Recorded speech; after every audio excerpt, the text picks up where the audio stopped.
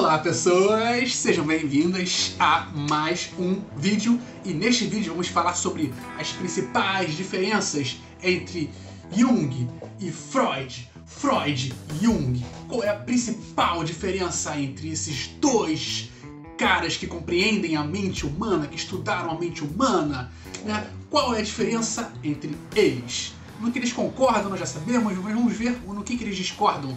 Porque se você é um psicólogo hoje, ou você concorda com Freud, ou Jung, ou a escola behaviorista, então assim, são muitas linhas de pensamento da psicologia, mas vamos falar sobre as principais, que são Jung e Freud, beleza? Então é isso, galera, se vocês estão curiosos para saber, já peço que dê o like para ajudar o canal, e compartilhe esse vídeo com amigos, e ative o sininho quando se inscrever, para não perder nenhum vídeo, beleza? Então é isso, vamos ao conteúdo.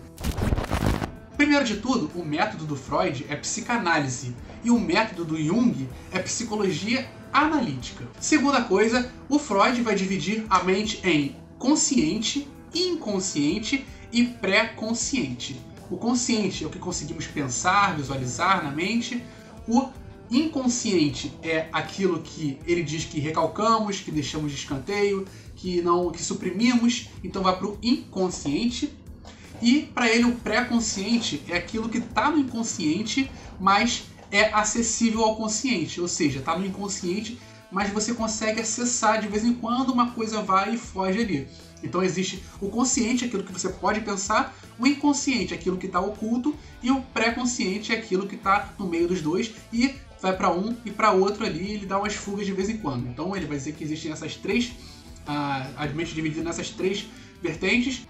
Ah, agora eu entendi! Agora eu saquei! E o Jung, ele vai dizer que também é dividido em três, mas não da forma que o Freud colocou. Ele vai dizer que é dividido de três formas assim: o consciente, o inconsciente e o inconsciente coletivo. Ou seja, ele vai acrescentar aí o inconsciente coletivo, que é você ter os símbolos, você ter a origem, você ter os pensamentos que são ligados a todos os outros seres que existem, que já existiram.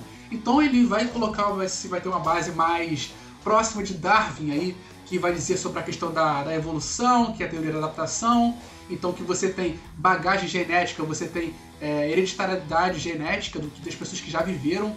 Então você vai evoluindo e você vai acrescentando aos seus genes, ao seu DNA, coisas que as pessoas já passaram no passado, né? Que já tiveram experiências, e você vai acrescentando e vai sendo um espírito do seu tempo, mas com bagagem genética do passado. Então ele vai dizer que é basicamente isso, que você tem um inconsciente que ele abrange todo mundo, por exemplo, alguns medos, algumas fobias, alguns pensamentos que todos são iguais. Então ele vai dizer que existem alguns padrões na humanidade, que o inconsciente coletivo é algo que dividimos com todos os outros, e temos esses pensamentos, esses lapsos que são iguais a todos, e temos o inconsciente privado, inconsciente particular, que é só as suas experiências, as suas expressões que estão ali.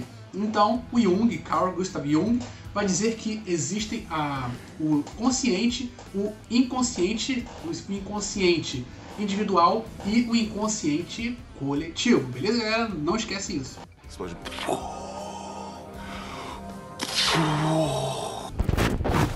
Outra coisa é que o Freud, ele era um cara mais imanente. O que é um cara imanente? Ele não acreditava muito em misticismo, espiritualismo, religião. Ele era um cara mais cético, mais ateuzão. Então ele não concordava com isso, e ele dizia que o estudo da psicologia da mente humana tem que estar totalmente desassociado de qualquer religião, de qualquer misticismo, de qualquer espiritualidade.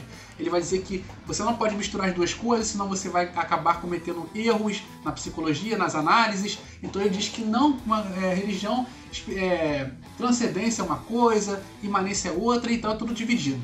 Já o Jung, ele vai discordar do Freud, ele vai dizer que a espiritualidade, a religião é sim importante, porque elas formam símbolos na humanidade, formam símbolos no inconsciente coletivo da humanidade. O Jung vai utilizar muito símbolos, religião, espiritualismo, nas suas descobertas da mente, ele vai dizer que isso está inerente à humanidade é inerente à religião, e que existe o paradoxo, né? O humano criou a religião criou o humano, e aí ele vai dizer que não tem como você falar de mente humana sem falar de uma coisa que está registrada nos nossos genes, que são a crença nas religiões. Então ele é um cara mais... O Jung é um cara mais espiritualizado, e o Freud é um cara mais... pé no chão, mais realista, mais materialista, vamos dizer assim. É verdade. Quer dizer, às vezes não.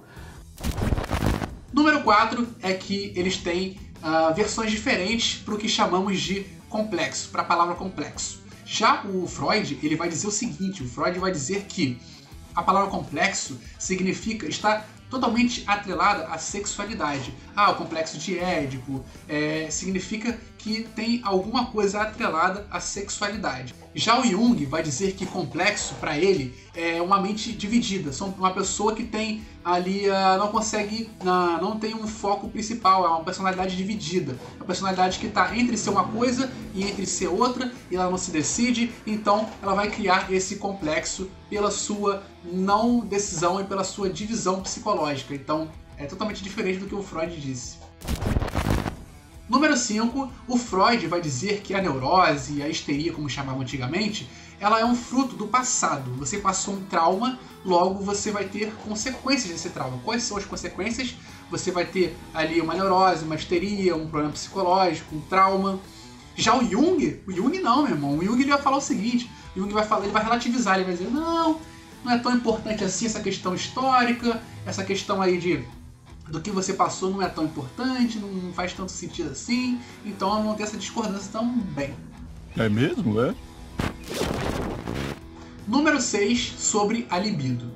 O Freud vai dizer que a libido, na realidade, ela é só um desejo sexual, um impulso sexual que vai causar, né, pensamentos, decisões e tal. Então ele vai dizer que a libido é apenas voltada para sexo. Já o Jung, ele vai dizer outra coisa, ele vai dizer que é sim sexo, relacionado a questões sexuais, mas também ele vai dizer que é uma energia de natureza geral que envolve sexo, alimentação, qualquer outra coisa natural da humanidade. Ele vai dizer que é essa libido, que é uma energia que nós temos. Já o Freud, ele é um cara mais fechado nesse assunto, ele vai falar, não, é só relacionado, libido só significa sexo, né? E a palavra libido que nós conhecemos hoje foi por conta foi cunhado, né, pelo Freud e tal.